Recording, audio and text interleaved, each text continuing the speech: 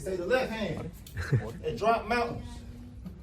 They say the right hand, be slaying dragons. All right, so I gotta go ahead and reshoot my post-fight review video for the Zuffa boxing card because I like the first one. I feel like I was being disingenuous, so I gotta come here and give it to you guys raw and rugged, raw and uncut. Cause I gotta call it a spade. That Zuffa boxing show was a steaming pile of average. It was very, very mediocre. It was very mid, honestly.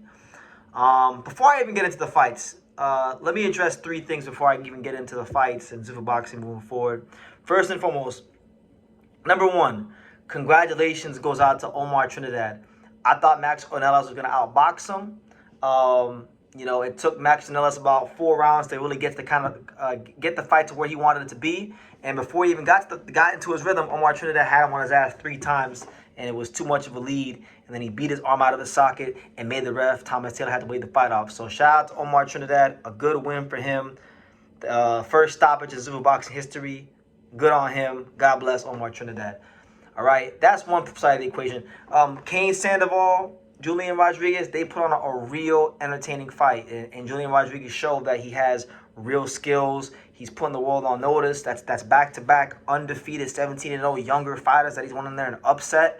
Even though I don't really look at this as a crazy upset because I felt like he was a more skilled fighter than Cain Sandoval going in.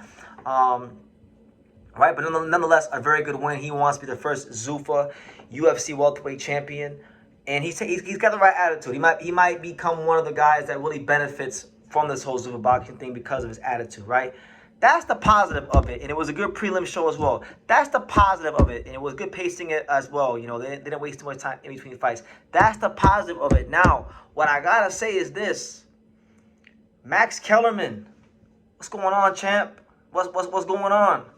Max Kellerman, I got great respect for him for what he's done in this fight game. You know, for the imprint he's left to pave the way for people like myself, to pave the way for people like anybody else in the media these days, right?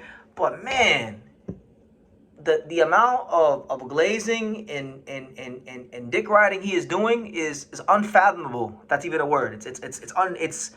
It's beyond comprehension because Callum Walsh, Callum Walsh is a good action fighter. I like Callum Walsh for what he is as a commercial, you know, star, if you will, an entity, if you will, what he could do for boxing in that sense.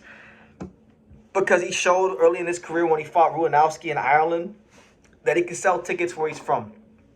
That there's value in him. That he is a good action fighter when you put the right styles in front of him. But man, he fought Carlos Ocampo tonight.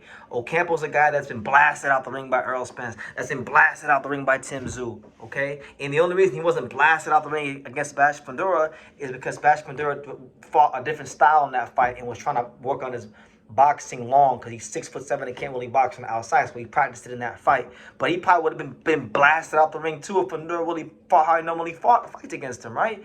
So I say all that to say that Callum Walsh didn't really light the world on fire tonight against Ocampo. He had Ocampo's chin and his head on a silver platter in the first 4 rounds. And mind you, I picked Callum Walsh on points, and I got it right. I picked it right.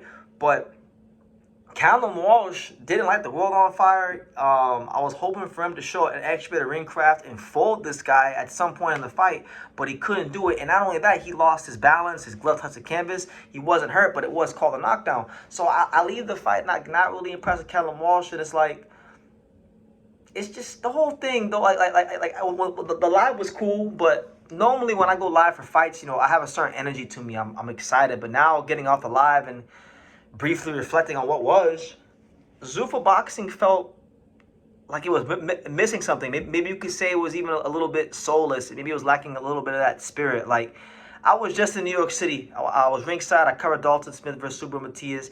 There was a lot of criticism over the promotion or lack thereof, and Fresh Productions was made fun of for paying $1.9 million for the fight. But man, it was a great card. A lot of fun fights, a lot of knockouts.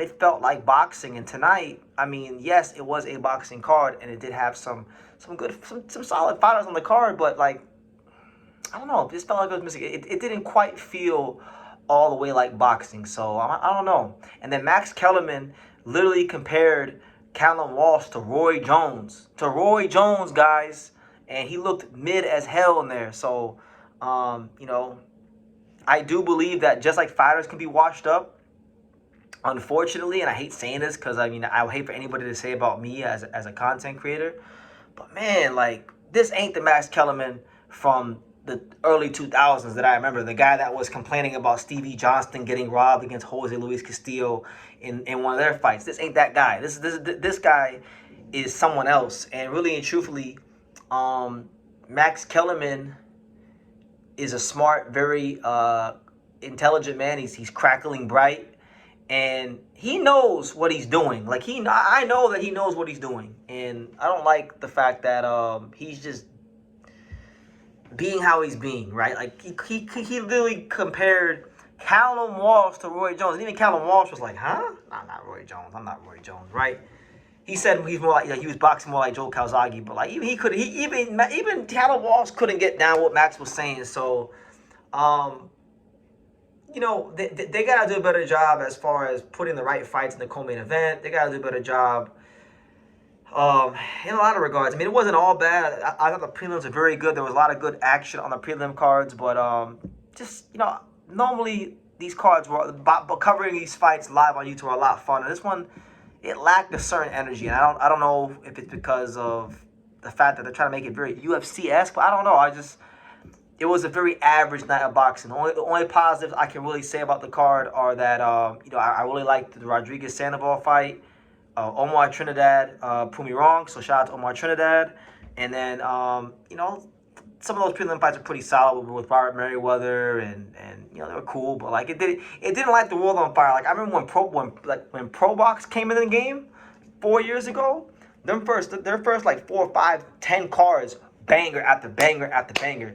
This was far below that standard, and this, I don't know, it just didn't feel quite like boxing. So y'all can do with that as you will. Max Kellerman, respect to you, brother, but tighten up. Equally tighten up, because it was egregious tonight what I heard from him, you know.